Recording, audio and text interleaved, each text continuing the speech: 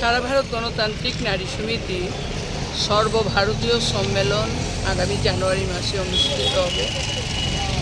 তারই অঙ্গ হিসেবে প্রতিটি রাজ্যে সংগঠনের প্রাথমিক স্তর থেকে রাজ্য স্তর পর্যন্ত সম্মেলন প্রক্রিয়া চলছে।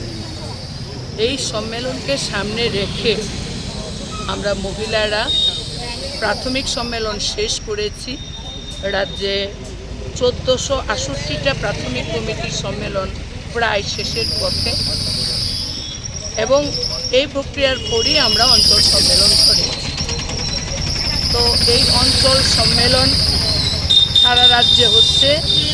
আমাদের এই পূর্ব আগরতলার দ্বাদশ অঞ্চল সম্মেলন সংগঠিত হবে আগামী 21 তারিখে। তার আগে আমরা বিভিন্ন অঞ্চল বিভিন্ন ধরনের প্রোগ্রাম করছে। তো পূর্ব আগরতলায় এখানে বৃক্ষ দানের যে কর্মসূচি তারা এটা গ্রহণ করছে।